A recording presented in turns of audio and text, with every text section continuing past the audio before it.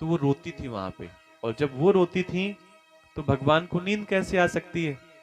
भगवान की निंद्रा खुली, भगवान जागे और भगवान गए वहीं पे जहां पर भौमासुर नाम का राजा था। जब वहां भगवान गए, उससे युद्ध हुआ और वो हारा। हारने के बाद वो 16,100 कन्याएं जैसे ही वहां से मुक्त हुई, तो भगवान ने कहा अब आप लोग अपने अपने घर जाओ, फिर जैसा माता पिता आपके करेंगे हम लोग वैसा काम करेंगे। तो वो सारी कन्याएं कहाँ चली गई?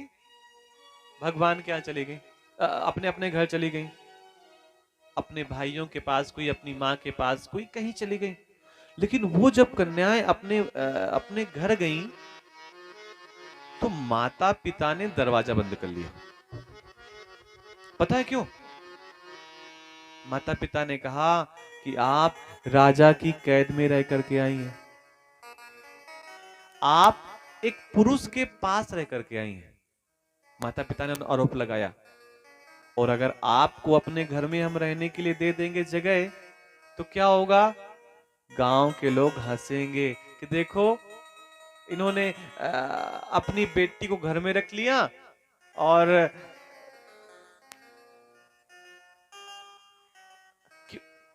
ये होता है ना गांव में कि बेटा 6 दिन के लिए गायब हो जाए तो कोई फर्क नहीं पड़ता, बेटी अगर 2 घंटे के लिए गायब हो जाए तो पूरे गांव में हल्ला हो जाता है।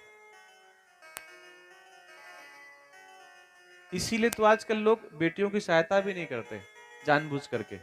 और बेटियां भी बेचारी पैदल चली आएंगी कुड़नी से, साड़ से, लेकिन मजबूरी में किसी को हाथ नहीं देती हैं।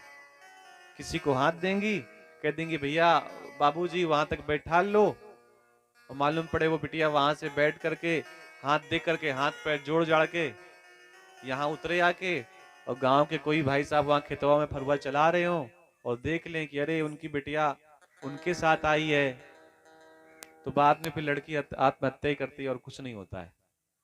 इसलिए स्थितियां इतनी खराब हैं। अच्छा, एक बात और भी है, लोगों को दूसरों की बिटिया के बारे में बहुत पता रहता है।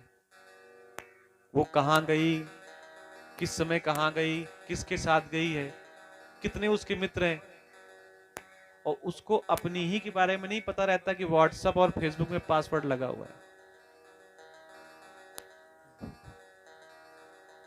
घर में कई बार ऐसा होता है, घंटी बजती है, किसका फोन आया? पापा रॉन्ग नंबर है।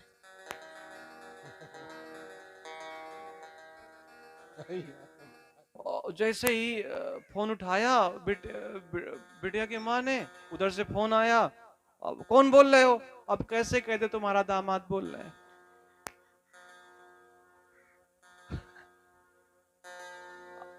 अरे फिर वो ऐसी भाषा में बात करेगा, को बोला थी, कहां से बोला थी?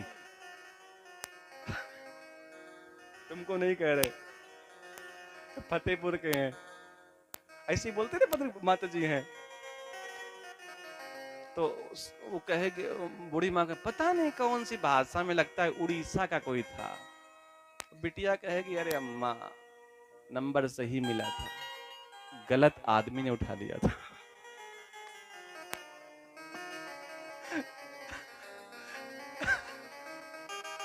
ऐसी घटनाएं बहुत सारी होती है। आप कहेंगे आप कैसे पता है? हम भी कॉलेज के पढ़े हुए हैं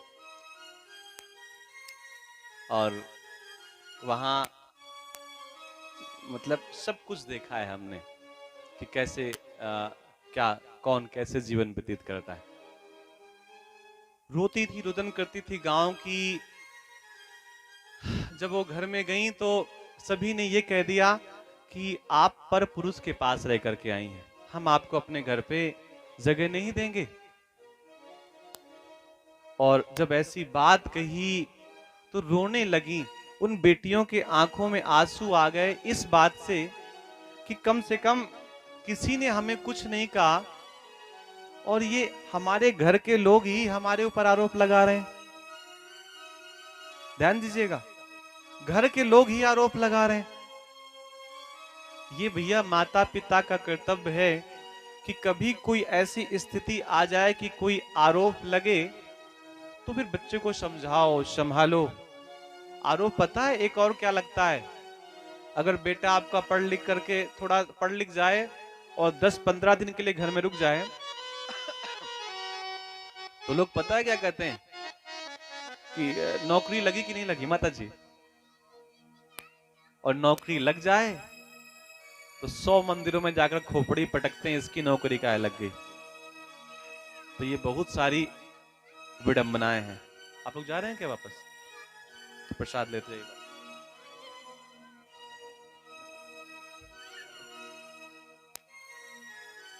तो बड़ी समस्या है, रोने लगे और माता पिता ने निकाल दिया। निकाल क्या दिया? घर में बैठने ही नहीं दिया।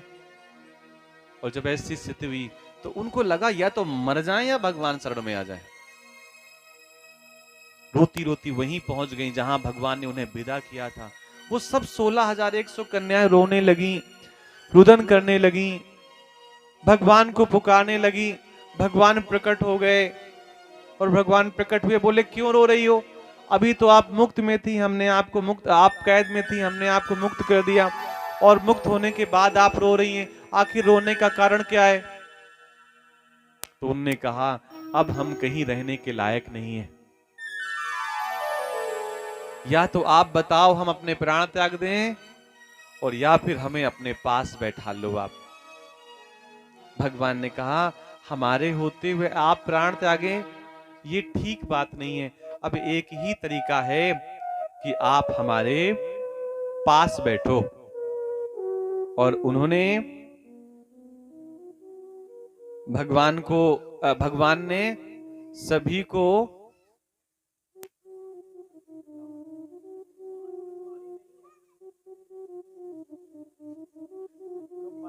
पंडित जी बहुत मजाक करते हैं।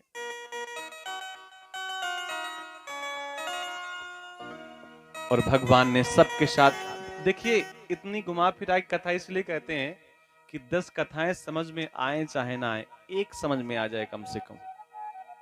नहीं तो अगर हम सीधे सीधे कह देंगे तो आगे बढ़ जाएंगे, 100 कथाएं हो जाएंगी और मालूम पड़े एक भी समझ में ना आए। इसलिए इतना विस्तार से कोई बात प्रयास करते हैं, क्योंकि कथा में लिखा है कि कथा को कई उदाहरण देकर के समझाया जाए। भगवान ने सबके साथ विवाह किया, इसलिए भगवान की 16,108 रानियां हैं, क्योंकि ये आत्महत्या करने जा रही थी। तो भगवान के सामने आत्महत्या कर ले कोई, ये कैसे संभव हो सकता है? हुई मतलबी है आज दुनिया,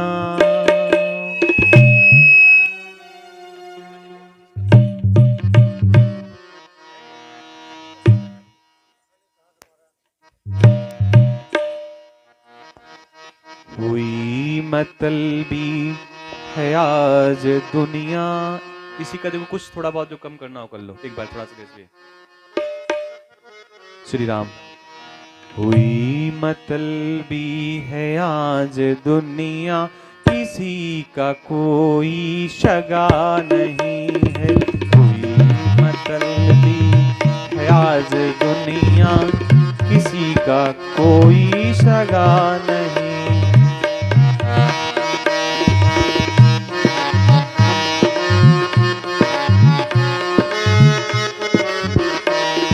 हुए हैं अपनों से लोग आहत, हुए हैं अपनों से लोग आफत, है किसका दिल जो फटा नहीं है। हुई मतलबी है आज दुनिया, किसी का कोई सगा नहीं है। मतलबी है आज दुनिया, किसी का कोई सगा नहीं है।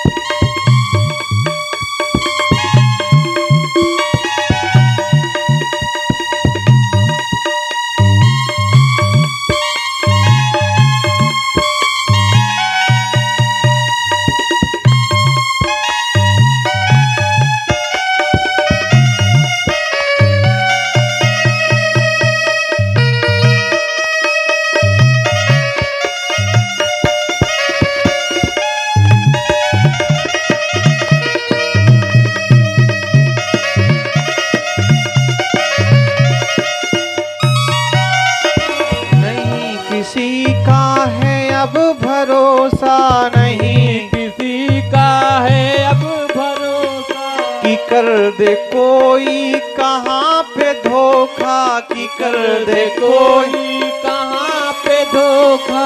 नए जमाने की है हकीकत, नए जमाने की है हकीकत। किसी के मन में दया नहीं है, कोई मतलबी है आज दुनिया, किसी का कोई शगा नहीं है। मतलबी है आज दुनिया, किसी का कोई सगा नहीं है।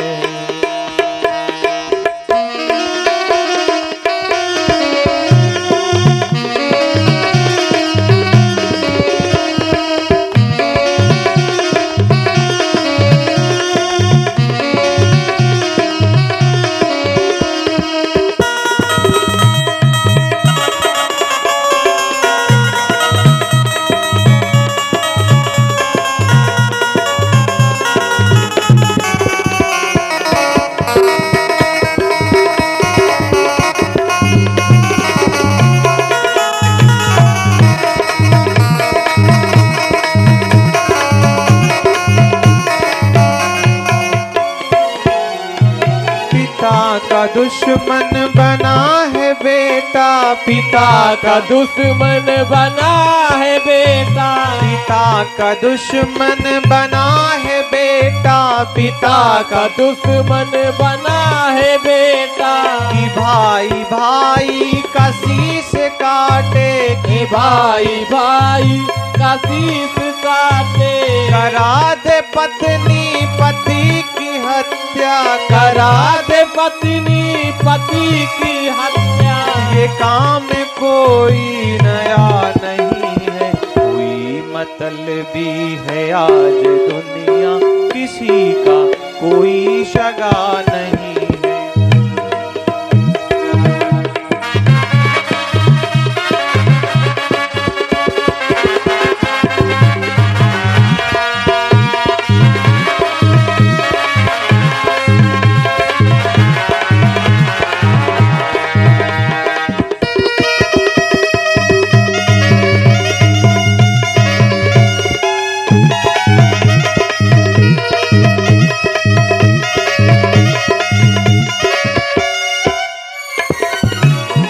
यहाँ है झूठों का बोलबाला, यहाँ है झूठों का बोलबाला। है सच के मुंह में तो सिर्फ ताला, है सच के मुंह में तो सिर्फ ताला। तू क्यों गरीबों का जिस्म नोचे, तू क्यों गरीबों का जिस्म नोचे। अमीर तुझ में दया नहीं है, कोई मतलबी है आज दुनिया, किसी का कोई शगा नहीं है। कोई मतलबी है आज दुनिया, किसी का कोई शगा नहीं है। कोई मतलबी है आज दुनिया, किसी का कोई शगा नहीं है। कोई मतलबी है आज दुनिया, किसी का कोई सगा नहीं है। यावत्यः सिकता भूमिर, यावत्यो दिवितारका, यावत्यो वर्षधाराश, तावतीर ददामिष्मगः।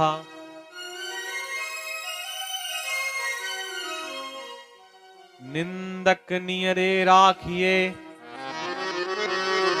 आंगन कुटी छबाए, बिन पानी साबुन बिना निर्मल करे सहाय। गांव में 2-4 लोग, पड़ोस में 2-4 लोग, मोहल्ले में 2-4 लोग ऐसे होने चाहिए जो रोज आपकी बुराई करें और आपको पता चले। उससे हमें हमारी गलतियों का निरंतर एहसास होता रहता है। हमें बुराई सुनकर के घबराना नहीं है, हमें बुराई सुनकर के उस बुराई को अपने से दूर करने का प्रयास करना है। अब हम में एक बुराई है और वो घर में बहुत डांटे जाते हैं। माता जी कहती हैं जल्दी खाना खा लिया करो, देर तक खाओगे तो सामने वाला सोचेगा बहुत खाता है। अब क्या करें, आराम से खाते हैं, 18 मिनट लगता है खाने में। तो हम तो ये करते हैं कि जैसे 4-5 लोग जाते हैं तो अगर सामने वाला यजमान ना देख रहा हो तो हम पहले खाना शुरू कर देते हैं। इन लोगों से कहते हैं तुम थोड़ा रुको, पहले हमको 1-2 रोटी खा लेने दो, तब जाकर के तुम्हारे बराबर आ पाएंगे। तो ये स्थितियां हो जाती हैं। और जहां देखते हैं कि थोड़ा इज्जत विज्जत का सवाल है तो वहां फिर अगर सामने वाले के पास 5 रोटियां आती हैं तो हम 3 में ही कह देते हैं बस।